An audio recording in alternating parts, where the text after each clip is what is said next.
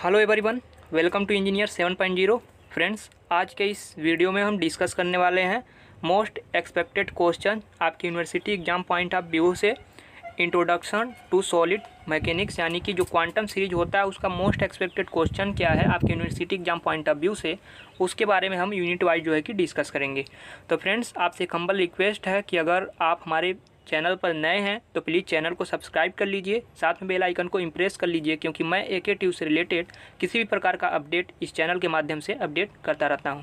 तो फ्रेंड्स, आज के सेशन में हम बात करेंगे सोम के बारे में। ओके, जैसा कि इसका सेकेंड नाम है इंट्रोडक्शन टू सॉलिड मैकेनिक यानी कि ISM। तो ISM, जिसे हम सोम के नाम से भी जानते हैं, इंट्रोडक्शन टू सॉलिड मैकेनिक्स, उसका जो है कि यूनिट 1 है। उसके मोस्ट एक्सपेक्टेड क्वेश्चन क्या हैं, जो कि बेसिक यूनिट 1 है, काफ़ी लंबा चैप्टर है, तो उसके जो मोस्ट एक्सपेक्टेड क्वेश्चन है उसी को हम यहाँ पर डिस्कस करेंगे टॉपिक वाइज, ताकि आप जो है कि ठीक प्रकार से अपना प्रिपरेशन कर सकें।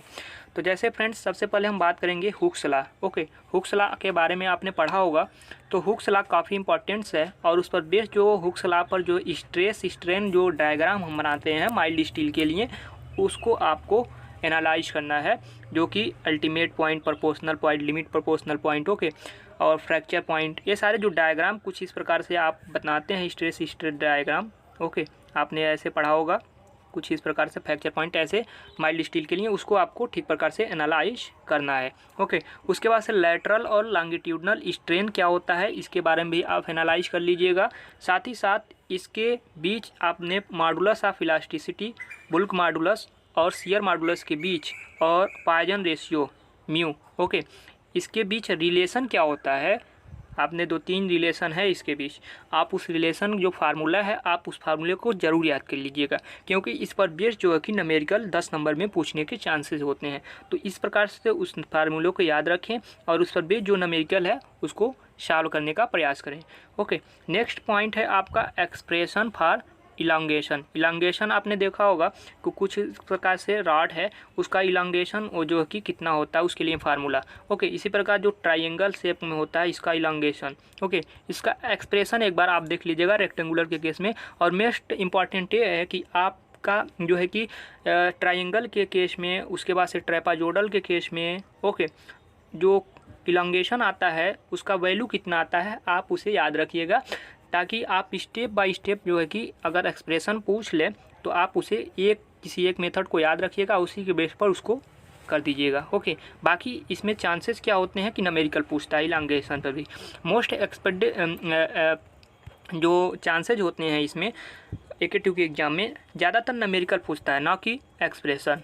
ओके, कभी कभी वो एक्सप्रेशन पूछ लेता है तो उसमें जो है कि ऑप्शन में दे रखा होता है, जो सेकंड क्वेश्चन हो सकता है उसमें न्यूमेरिकल क्वेश्चन होता है। ओके, तो न्यूमेरिकल आप ज़रूर स्किप ना करें, न्यूमेरिकल को ठीक तरह से एनालाइज करें। ओके, उसके बाद से आप यहाँ पर देख पा रहे हैं कंपोजिट बार सेक्शन के लिए लेंथ और स्ट्रेट। ओके, कंपोजिट बार सेक्शन आपने कुछ इस प्रकार से देखा होगा, इलांगेशन बेस पर भी होता है, इसमें स्ट्रेस कितना होता है कुछ इस प्रकार से अलग है। ओके, कुछ इस प्रकार से 3 ऐसे बार होते हैं, इस पर फोर्स लगाया हुआ है समथिंग F1 और इधर से कुछ F2। तो इसमें क्या होंगे, इसके जो है कि लेंथ या स्ट्रेस में जो इलांगेशन क्या होगा, इसका वैल्यू ऐसे बेस पर जो है कि जो न्यूमेरिकल है उसे आप एनालाइज जरूर करें। रेजिलियंस, प्रूफ रेजिलियंस और इस पर बेस, यानी कि रेजिलियंस क्या होता है, प्रूफ रेजिलियंस क्या होता है, इसके जो थ्योरी हैं उसके आप याद रखेंगे।